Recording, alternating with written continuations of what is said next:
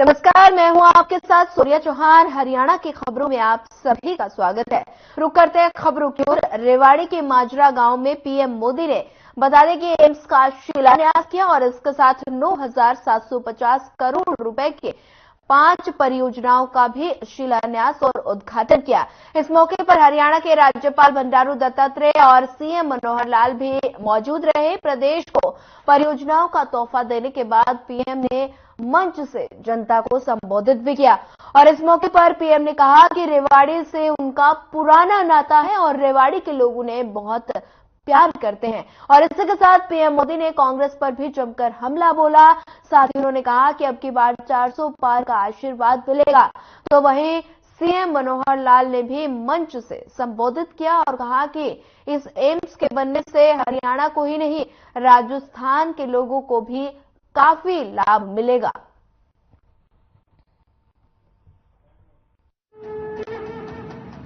10 वर्षों में भारत 11वें नंबर से ऊपर उठकर 5वें नंबर की आर्थिक महाशक्ति बना।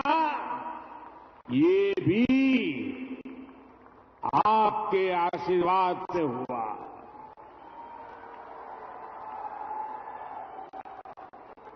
और अब मुझे अपने तीसरे टर्म में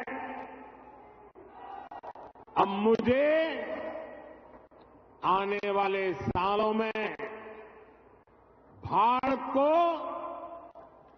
दुनिया की तीसरी सबसे बड़ी आर्थिक ताकत बनाने के लिए आपके आशीर्वाद चाहिए। आदरणीय प्रधानमंत्री जी, माननीय राज्यपाल महोदय राव इंद्रजीत सिंह जी, केंद्रीय मंत्री, deputy chief minister Shri Dushyant Chautala ji, Haryana के प्रदेश के अध्यक्ष श्री नायब सिंह सैनी जी, सम्मानित मंच, उपस्थित हरियाणा के इन 4 जिलों से दक्षिण हरियाणा विशेष तौर पर हजारों की संख्या में आज जनसमूह, आप सबका अभिनंदन करता हूं। आदरणीय प्रधानमंत्री जी, आज आप हमारे बीच में आए हैं, एक विशेष ये अवसर है। इससे पहले भी जब आप आए, हमारा मार्गदर्शन आपने किया, हमको अपना आशीर्वाद दिया, लेकिन आज का अवसर मैं कहूंगा ये और भी ज्यादा व्यवहारिक और विशेष एक प्रकार का महत्व रखता है, क्योंकि आज लगभग 10 साल पहले 2013 में जब आप प्रधानमंत्री अभी नहीं बने थे, जैसा राव साहब ने बताया, आप मुख्यमंत्री गुजरात के थे, लेकिन देश के प्रधानमंत्री के रूप में देश की जनता आपको देख रही थी। उस यात्रा का श्री गणेश आपने रेवाड़ी से किया था 15 सितंबर 2013 को। आगे बढ़ रहे हैं, अब और ज्यादा संकल्प पक्का हुआ है कि उस प्राण प्रतिष्ठा से हमारे नेतृत्व की प्रतिष्ठा भी बहुत बड़ी है। और जो और अच्छी बात हुई, अभी कल ही अबू धाबी में आपने जो मंदिर का जाकर के वहां उद्घाटन किया, और जिस प्रकार विदेशों में भी, कतर में भी ऐसे मंदिरों का जो उद्घाटन, ये भी दुनिया के इतिहास के अंदर एक नई बात जो हो रही है। उसी कड़ी के अंदर भले छोटा वो पग हो, लेकिन महत्वपूर्ण है। कुरुक्षेत्र में भगवान कृष्ण की धरती, महाभारत के काल को हम याद रखते हैं, उनके इतिहास में पढ़ते हैं, लेकिन उसका प्रत्यक्ष कोई ऐसा केंद्र जिसका अनुभव आज किया जा सकता है, तो लगभग 250 करोड़ से लेकर यानी इससे भी ज्यादा राशि का एक अनुभव केंद्र वो बनाया गया है। उसका भी आज उद्घाटन आप करेंगे, तो हमारी सांस्कृतिक धरोहर देश की है, वो निश्चित रूप से उसमें 4 चांद लगेंगे। तो मैं तो यही कहूंगा कि देश की इस प्रगति में हरियाणा का अपना योगदान है। आप हमारा मार्गदर्शन करते हैं, आशीर्वाद देते हैं, और जब कभी हम कोई अच्छे काम करते हैं मुझे बड़ी प्रसन्नता है कि उनका उल्लेख करके आप हमारी पीठ थपथपाते हैं और इस कारण से हरियाणा भी आपके बताए मार्गदर्शन में दिन दुगनी रात चौगनी करने आगे बढ़त लगाने में उसकी प्रगति करने में लगा है और विश्वास दिलाता हूं जो आपकी हरियाणा से अपेक्षाएं हैं उसको हम पूरा करेंगे। अपना देश दुनिया में एक विशेष स्थान प्राप्त करे, 5वीं शक्ति से हम 3री शक्ति आर्थिक शक्ति दुनिया में बन जाए, दुनिया के अंदर भारतवर्ष को विश्व गुरु कैसे कहलाया जाए इसमें जो भूमिका है मैं विश्वास दिलाता हूं कि आप हरियाणा से जो अपेक्षा करते हैं उसको पूरा करेंगे। आज इस अवसर पर मैं हरियाणा की 2 करोड़ 80 लाख जनता की ओर से आपका अभिनंदन करता हूं, स्वागत करता हूं, आपका आभार और धन्यवाद प्रकट करता हूं कि आज इस अवसर पर हमारा मार्गदर्शन करने के लिए आए हैं। बहुत बहुत धन्यवाद, बहुत बहुत आभार। झज्जर में दिन दहाड़े मामूली विवाद के चलते एक युवक ने फायरिंग शुरू कर दी। इस घटना में युवक के सर पर गहरी चोट आई, उसे इलाज के लिए झज्जर के नागरिक अस्पताल ले जाया गया। जानकारी के अनुसार झज्जर के बेरी गेट का रहने वाला हितेंद्र नामक युवक शहर में पानी सप्लाई का काम करता था और शहर के अंबेडकर चौक पर स्थित एक पेट्रोल पंप पर गया और इसी दौरान राजेश अपनी गाड़ी से पिस्टल निकाल लाया और उसने बता दें कि उन पर राउंड फायर किए और इसके बाद उसे पिस्टल का भी बट हितेंद्र के सिर पर मार दिया और वारदात के बाद आरोपी राजेश वहां से भाग गया। वहीं घटना की सूचना मिलते ही पुलिस मौके पर पहुंची और मामले की छानबीन की। इस मामले में भी अभी पुलिस ने गिरफ्तारी की पुष्टि नहीं की है।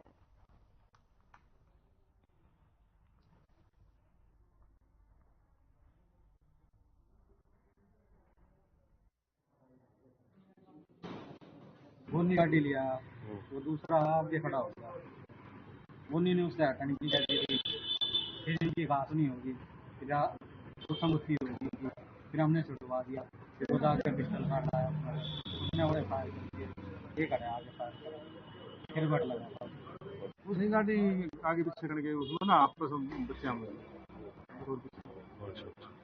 ठीक है नहीं ना कोई एक भी प्रकार का वो ना नागरिक परिवार का भी ये परिवार भी हमारा ही है, अपना ही है, मिलने साथ परिवार सारे हम मिलते हैं। क्या नाम था लड़के का जिसने गोली चलाई? क्या नाम था जिसने गोली चलाई है? क्या नाम? मेरे सामने नहीं कोई भी, मेरे सामने कोई नहीं ना कोई बात हुई। ठीक है मेरा पानी का काम पेट्रोल पंप पे तेल डलवाने मैंने बोले मैं थोड़ा साइड में होता मैं तेल डलवा लेता हूँ। फिर इतनी देर में मेरे 2-3 गाड़ बजी, मैं बोला कि गाड़ी वापस में जीना सकती होगी उसकी, ठीक है। तो वो गाड़ी से वो नहीं आया हथियार निकाल के उन्होंने मेरे ऊपर फायर करा, फिर एक साथ में लगा खड़ा तो उसने उसका हाथ ऊपर कर दिया, नीचे मेरे को लगा, ठीक है। तो पास में आके उसने मेरे को हथियार का बट होता है वो दिखला मारा ये उसी टाइम मारा।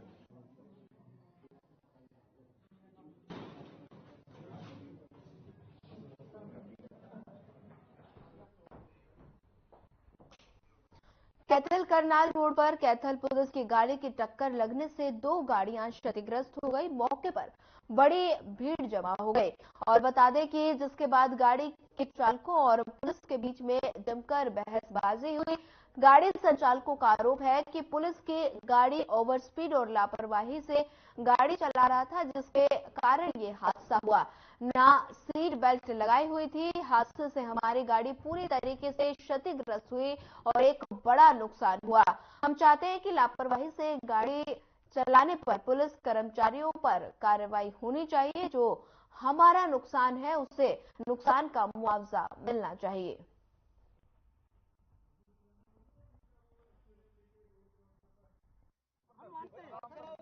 मेरा नाम जोगिराम है, मैं इस लड़के का फादर हूँ। गाड़ी आगे से भी लगी, अगली गाड़ी क्या लगी, पीछे से पुलिस वाले ने ठोक दी। मैंने कहा मैं सर कर रहा हूँ, वो कह रहे आप तो पटन ना हो रहे हो, बस दोस्त जमाने लग रहे हैं सर बेमतलब की। हमने कहा कि सर कोई बात नहीं, अगर गाड़ी हमारा समाधान कर दो, अगर 6 इंच पे गाड़ी के इसके ब्रेक लग रहे हो पुलिस वाली गाड़ी के तो आप देख सकते हैं, स्पॉट पर देख सकते हैं। सर जी परली साइड को क्रॉसिंग कर रहा था मैं, परली साइड साइकिल वाला आ गया एकदम, इस साइड में गाड़ी थी तो जो अगली साइड में डिजायर वाली थी, डिजायर वाले ने एकदम ब्रेक लगा दी। उससे पीछे वो कौन सी गाड़ी थी, सेंटर वगैरह कौन सी थी, उसने लगा दी थी। इमरजेंसी साइकिल वाला बचाने के लिए मैंने इधर काटी, तो ब्रेक भी लगा जी। तो नहीं नहीं सर, ऐसी कोई बात नहीं जी। नुकसान है जी थोड़ा सा, हाँ थोड़ा सा है जी, पीछे से लगे जी थोड़ी सी। जी मेरा एडवोकेट राहुल शर्मा नाम है जी। क्या मामला हुआ है सर मैं और भाई साहब यहाँ से ऐसे जा रहे थे, सिंपल जा रहे थे जी अपना सेक्रेटरी की तरफ। नॉर्मल हमारी गाड़ी 20-30 की स्पीड पे थी, क्यों आगे ब्रेक करा जी। भाई साहब भी स्पीड कम में थे, मैं भी थी। ये गाड़ी कम से कम 50 से 100 मीटर पीछे थी पुलिस वालों की जी। सीधी गाड़ी हमने देखा जी, मैं पीछे से एकदम कुछ है तो नहीं आई, आई सीधी 50 मीटर गाड़ी और सीधी गाड़ी ठोक दी जी इन्होंने। का थाना में चला, हम अपना समाधान कर लेंगे जी। ये सीधी सीधी नाइंसाफी इनकी लापरवाही जी गाड़ी चलाने की। और ये 5 पुलिस वाले हमारे ऊपर दबाव डाल रहे हैं, ये क्या कहते थाने में चलो और वहाँ समाधान करेंगे जी, ऑन द स्पॉट गाड़ी नहीं लेने देंगे।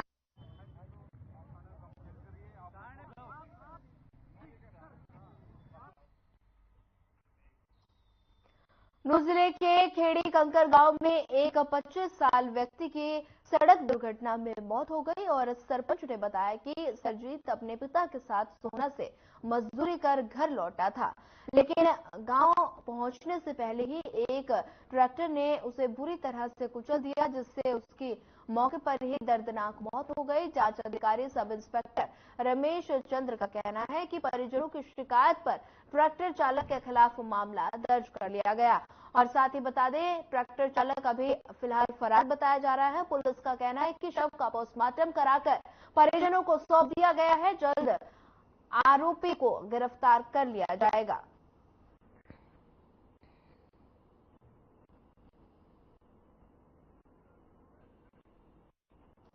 बता दें कि मजदूरी कर घर लौट रहा था युवक और युवक की अचानक मौत हो गई। वहीं बता दें कि सड़क दुर्घटना में मौत हो गई। बता दें कि युवक मजदूरी कर घर लौट रहा था और नूंह का ये मामला बताया जा रहा है, जहां पुलिस आरोपी की तलाश में जुटी है।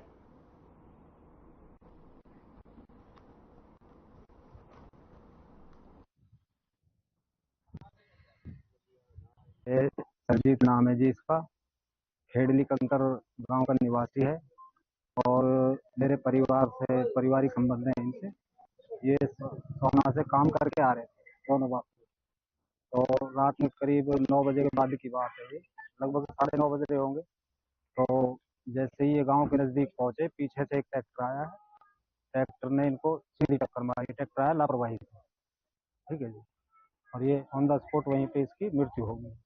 तो क्या कार्रवाई हुई? कार्रवाई यह है जी, पुलिस ने अपनी कार्रवाई शुरू कर रखी है। समय करीब 10 बजे कंट्रोल रूम नूंह से इतला मिली थी कि गांव खेड़ी कंकर में सड़क दुर्घटना में एक व्यक्ति की मौत हो गई है। मैं मौका पर पहुंचा, मौके के हालात देखे, मौका पर देखा तो गांव का ही व्यक्ति खेड़ी कंकर का था। उसका नाम था सरजीत पुत्र रूपचंद। उसका सड़क हादसे में मौत हो गई थी। जो पता किया वहां पर कि ट्रैक्टर ने, दुख की बात है, आज हमारे गांव में एक एससी हरिजन का लड़का था, उसकी डेथ हुई है। एक्सीडेंट था। ये बेचारे अपने मेहनत मजदूरी के लिए सोना जाते हैं और शाम करीब 9:30-10 का टाइम था। तो दोनों बाप बेटे अपने घर आ रहे थे, तो जैसे स्कूल के पास आए तो पीछे से एक ट्रैक्टर, वो ट्रैक्टर भी हमारे पड़ोस के गांव छापड़े का था, उसमें ड्राइवर हमारे गांव का ही था।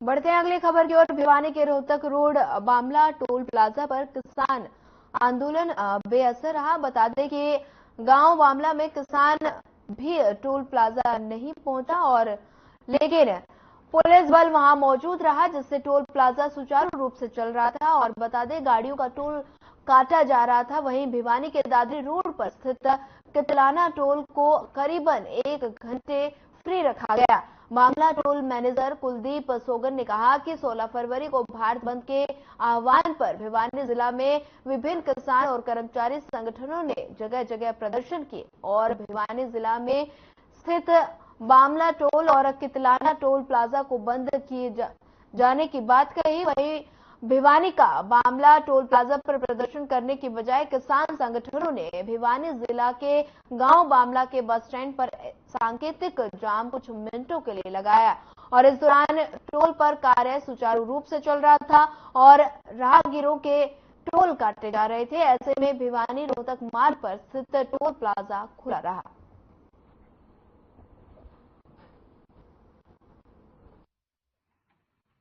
सुचारू रूप से चल रहा है। बामला में 10 मिनट के लिए 10-15 महिलाएं 5-4 पुरुष एक बार आए थे, अपना विरोध प्रदर्शन करके 10 मिनट के अंदर सुचारू रूप से रोड चल रहा है। टोल के ऊपर किसी प्रकार की कोई अव्यवस्था नहीं है। तो क्या माना जा सकता है, कहीं ना कहीं ये किसान इकट्ठे नहीं हो पाए? इस बारे में तो मुझे कोई जानकारी नहीं है। मैं तो टोल सुचारू रूप से चल रहा है, टोल पर नियंत्रण ठीक ठाक है।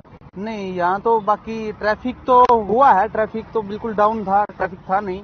पीछे बामला में जरूर प्रदर्शन कर रखा था लोगों ने, वहाँ पे लेडीज भी थे, जेंट्स भी थे। बामला गांव में ट्रैफिक को बंद कर रखा था, लेकिन टोल पे कोई किसान वगैरह आए नहीं है। अपने पुलिस प्रशासन बैठा है, पूरी सुविधा है, ऊपर से एसपी साहब ने भेज रखा है इनको। बाकी टोल पे अपने पास कोई ऐसा कोई आए नहीं है, ना कोई किसान आया है, ना कोई अपने किसी को ये बोले कि कोई धमकी आई है, ऐसा कुछ नहीं है अपने पास। सुचारू रूप से चला? हाँ, टोल चल रहा है अपना, टोल की तरफ से अपनी कोई वो नहीं हुआ है। हाँ, ट्रैफिक का तो पता ही है, पीछे से रोड ही बंद हो रखे तो ट्रैफिक कम ही हो रखा है।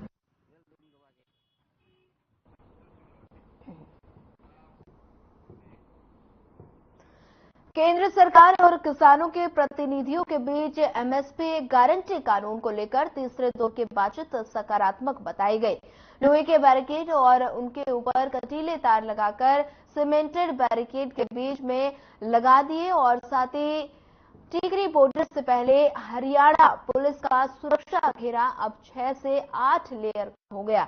पुलिस की इन तैयारियों को देखते हुए लगता है कि अगर किसानों के साथ सरकार का समझौता नहीं होता, फिलहाल टीकरी बॉर्डर पर माहौल शांत है। हालांकि लोग पुलिस की सुरक्षा दीवारों के कारण बंद रास्तों से परेशान जरूर हैं।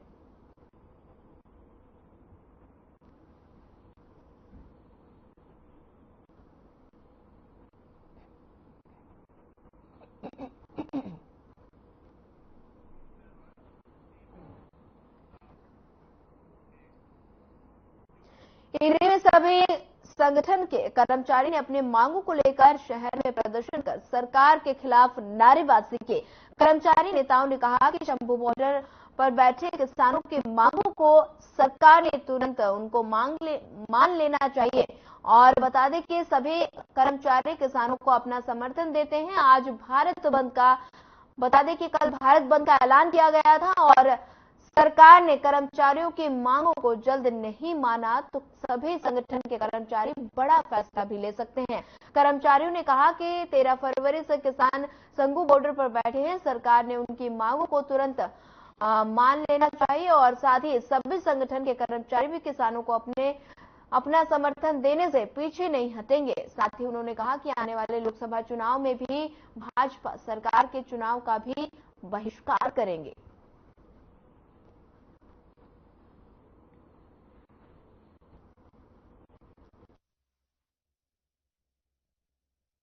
मैं नरेश कुमार, सर्व कर्मचारी संघ ब्लॉक कैशियर इंद्री और यूनिट नंबर 1 प्रधान Karnal all Haryana power corporation कर्मचारी यूनियन संबंधित सर्व कर्मचारी संघ हरियाणा। आज का ये जो हड़ताल का प्रोग्राम है, ये सीधी हड़ताल पे कर्मचारियों को जाने के लिए सरकार ने मजबूर किया है। लगातार धरने, प्रदर्शन और नोटिस सरकार को दिए गए हड़ताल करने से पहले।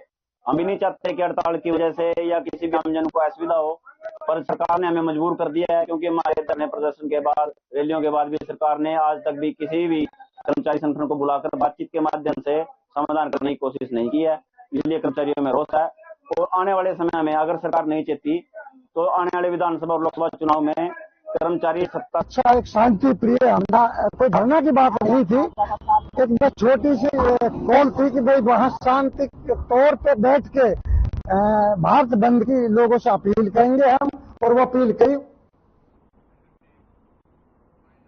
फिलहाल इस बुलेटिन में इतना ही। ज्यादा खबरों के लिए बने रहिए हमारे साथ। नमस्कार।